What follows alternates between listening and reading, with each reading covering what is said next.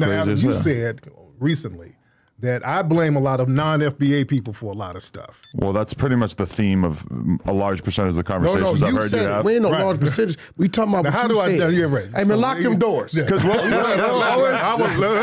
to get on that. I can't hold it against you because I love it. I want to get lock the door. Let's lock these doors real quick. Thank you, brother. You'll have a conversation. I'm sure you've heard Tariq do this, where it'll be, oh, this black person did this bad thing. What do we think about it? And his immediate claim is, well, I think they're Haitian. They're definitely not FBAs, yada, yada. And it's like, it's just kind of like a fascinating thing that the conversation frequently veers towards. Foundational Black Americans, yeah. So if somebody does something weird, a lot of times it gets dumped on us, and then we look at the background of the people. They're not even from here. So I'm like, wait, I don't want to hold nobody's negativity. So if anybody does something. So if a Haitian does something. Right, because what happens. Or a Jamaican does something. Right, because if a Jamaican or a Haitian wins an award, all of a sudden the Jamaican American won this award. They go out of their way to differentiate themselves from us. You got a point. Do the same shit. You do the same shit when you do a crime. You got a point. Yeah, I get you. If you do a crime, be Haitian when you do that crime. When I see you going to war with Dante Ross, for example, on Twitter and whatnot, it feels his opinion is that it's divisive, that this is not productive, that this doesn't add anything to the discussion, that black people should be attempting to have more unity, to move more as a unit and not, separate themselves based on stuff like who's been in the country longer and everything like that. What do you say to that? Lineage is lineage. I come from a lineage, and that's just history. My lineage comes from here. I don't come from no immigrants. No immigrants are in my background. And Dante Ross, his beef is about the documentary we're doing. We're doing a hip-hop documentary where we're telling the truth about who created hip-hop. It wasn't Latinos and Caribbeans. Okay. That's a lie that they've been promoting. And why do you think they're promoting that?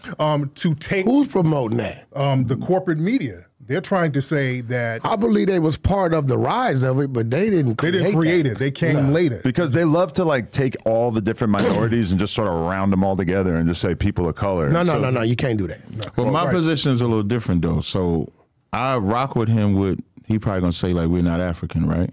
We have African lineage. We're descended from Africans. So we do have. Okay, well, I'm Black American of African descent. I'm a foundational Black American. I'm not African nothing. Right. Well, I don't believe that we're African. If America and Africa go to war, right. I'm trying to. I want the Americans to win. I'm banning arms for the Americans. Very well. So I don't want to adapt to another way, bro. They out there with trillions of dollars.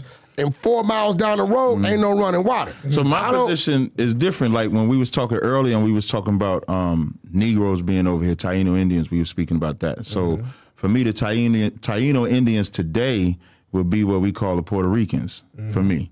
The Dominicans, the Haitians, North, Central, South, all those Indians, those are all my brothers. The West Indians, those are my brothers. So that's how we look at it. So from my perspective, from my position, the 12 tribes of the nation of Israel are the Blacks, Hispanics, and Native Indians. So the Mexicans, black people love to hate. That goes right back to that divide. Like you get a good book called Black Indians that I was referencing. Bro, you said that a Hebrew Israelite's father that determines what you black. No, has to be an Israelite. So let's say, take Drake. I use Drake for an example. So any of those, if you're part of any of those. Yeah, so take Drake for an example. I heard this, some guy on the internet said that Drake had to take a position on the Israeli-Palestinian war. Right. No, that's that sucker black. I didn't know if I could say that's some sucker shit. Yeah, I don't like that shit. That's a divide. I didn't like that. And I'm going to tell you how that's a divide. And I'm gonna explain Drake, and then I'm gonna say that's a divide and conquer. Respectfully, if you're gonna come up here biting your tongue, bro, I ain't know if I could mention that's not a good representation. That's not a good representation of One West, bro. We ain't doing no biting no tongue. No sweat, I got you. No problem. All right, let's go. So that cat Vlad, which I thought that's that divide mentality. I seen that. I didn't because like that. Drake has a Jewish mother, but he has a black father. So to us, he's black. Right. It doesn't matter what your mother is; it matters what your father is.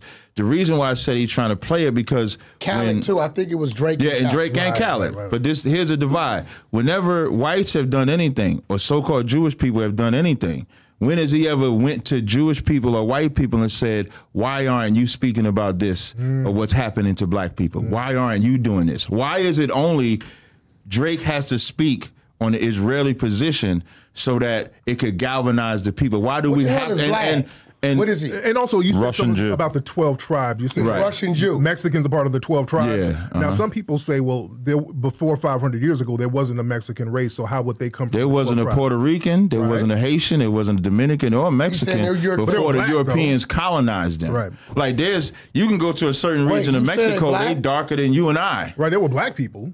Well, see, even the term black. So I get why when you're saying black, ethnically, so I would say Mexicans are from the tribe of Issachar. I wouldn't call them Mexicans. Okay. I would say so-called Mexican. If you want to say black, all 12 tribes are black, different shades of brown. Like a Dominican, you see David Ortiz? David Ortiz is a brother, but he don't look as light as somebody else. DR, you look just like a bunch of them. You got some Dominican in you. You know what's funny? For you real, say that. bro. I had a job and Dominicans came talking Spanish to me, and I said, I don't speak. I swear, I'm looking at these brothers. I'm in a whole room. All the people from the Bodega Association, owners, and I'm looking at them. And I see us. The noses, the lips, the jaw. I'm looking at us, right? But they classify themselves as white. Now, see, that's a mentality. Yeah, Puerto Ricans do too. Nah, in Clubhouse, they fight us and say they're Afro, they black. Some do, but see, the ones that fight us are the ones that really believe that they're Afro-Latina and accept that. But you do have Puerto Ricans and Dominicans that will say that they're white, that they're not. So I can't argue with that point. Where does white factor into the DR, though? To separate from DR. No, but that one of the tribes, right? So how does that? Because you could look at like, are they grabbing it just to grab it, or is there some truth to them possibly being European? Well, Spaniards did conquer, so I wouldn't say they identify with the Spanish side. Right, even though they're black. Right. That's why they say, "Well, I'm Spanish," and they like even black. Spanish is saying you're a Spaniard because the Spanish, the conquistadors, they did colonize a lot of North, Central, and South America, the island of Dominican Republic, and so forth. So some of them do. I'm not saying that. Even black people, every black person is not black. You would have to see, like whenever I say like Bob Marley is not black, I go through, everybody goes into a whole uproar because they look at his complexion, but his father's an old white man. When you look at, if you saying Bob Marley, not if black. Anybody listening, y'all, so it's not about what you look like, it's about what your father is. Right. What about French Montana? French Montana's an Arab. No, he's Arab. He's Arab. No, I thought he's from Morocco. Morocco. Yeah, Is that Africa? It's Africa, but they identify as they Arab. Arab. They go over there and speak all that Arab stuff. But if anybody was to look up, French is my nigga. I don't care what y'all want to call. I like some of his music. French my nigga. I don't care what y'all want to call.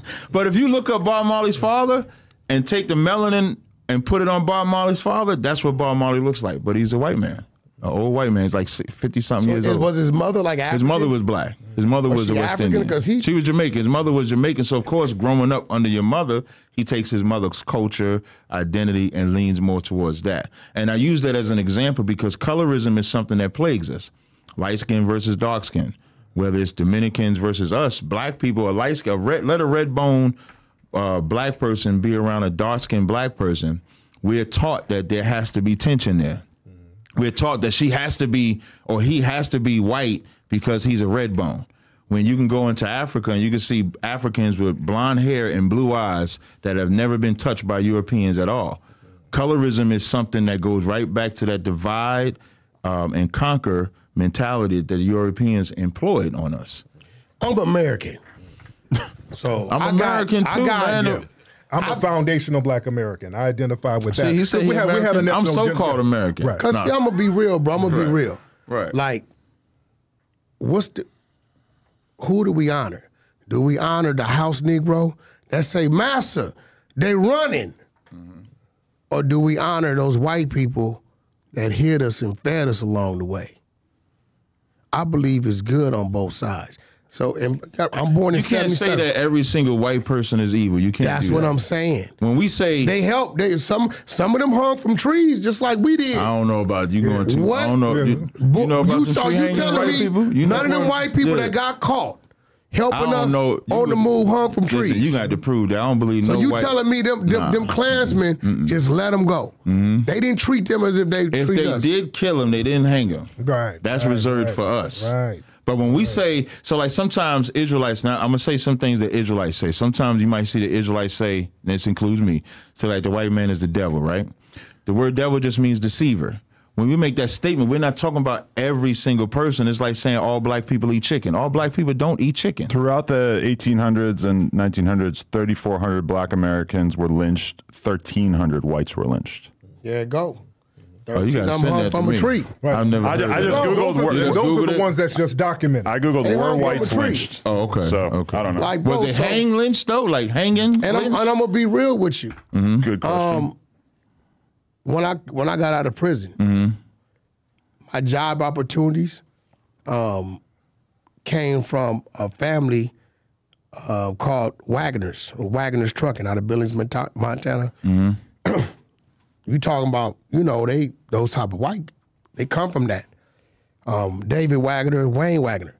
I walked in there on parole, French braids, all that, and I told him, I said, look, I'm this, I'm that, I need a job. He gave me a job. One of my first contracts in the music business, because Ray J gave me a shot to enter that side of the business and get out the streets. Alan Grumblack, which he's Jewish, right? So in prison, I've had fights with what they call the Peckerwoods, right? I had fights with Crips, with Bloods. So when I say I'm American, I'm simply saying that when it comes to me doing business and navigating myself through life, I think like that. I don't look at a person and think because they're black, they're good for me, or because they're white, they're bad for me. Right, you're not supposed to. I first let them present themselves. Right, exactly. And then I gauge it and judge it at that. Because you got some people like, all white people are the devil. No, I know some black devils too. I'll tell a story. I remember, I work in corporate America, right? So I do my videos, I street teach and all of that.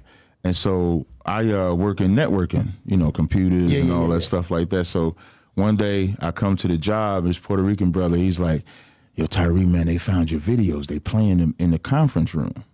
So I have a Jewish owner. Your Israelite videos. My Israelite videos. I'm barking and blazing on white people, all that. And so the Jewish owner calls me